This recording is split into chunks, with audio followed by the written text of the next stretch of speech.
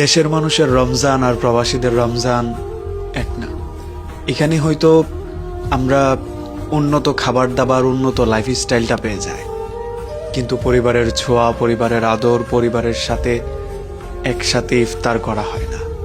সেহরিতে মায়ের ডাকাডাকিটা অনেক বেশি মিস করি। নিজে রান্না করে খাওয়ার মধ্যে তৃপ্তি পেলেও মায়ের হাতের স্বাদটা আর পাওয়া হয় না। ফজরের নামাজের জন্য মার চিল্লাচিল্লিটা এখন মিস করি। বাবার করা শাসন রোজা না রাখলে এখন আর কেউ দেখে না। অনেকদিন এমন হয় প্রচণ্ড রোদ কিংবা অক্লান্ত পরিশ্রমের কারণে রোজাটা ভেঙে ফেলি। এটা নিয়ে কেউ প্রতিবাদ করে না। আমি শাহিন, সৌদি আরব থেকে বলছিলাম। আমার এই 4 বছর প্রবাস জীবনে অনেক কিছুর পরিবর্তন দেখলাম। কত বাঙালি রমজান মাসে ইফতার হাতে নিয়ে কান্না করলো আমার চোখের সামনে। দৃশ্যগুলো ভাসে। এমন অনেকে আছে আবার যাদের বাবা মা পৃথিবী ছাড়ে রমজানে, কিন্তু তারা দেশে যেতে পারে। আমার এই লম্বা প্রবাস জীবনে আমি যেই জিনিসটা খুব বেশি মিস করি সেটা হচ্ছে মায়ের হাতের রান্না।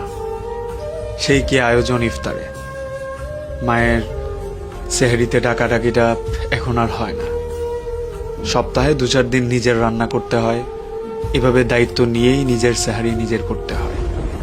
এই জিনিসগুলো বোধহয় চাইলেও আর এখন হবে না, মিলাতে পারবো না।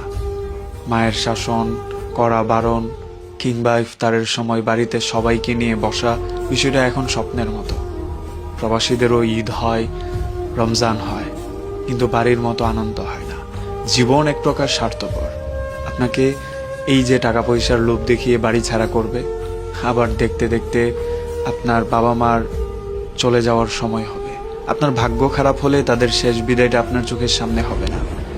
এই কষ্টগুলো আপনি আবার কাউকে বলতে পারবেন না। এই ধামাচাপা কষ্টগুলো নিয়েই আপনার প্রবাস করতে হবে। এইভাবেই একটা লম্বা সময় পর বিদেশের সফর শেষ করে আপনাকে দেশে আসতে হবে।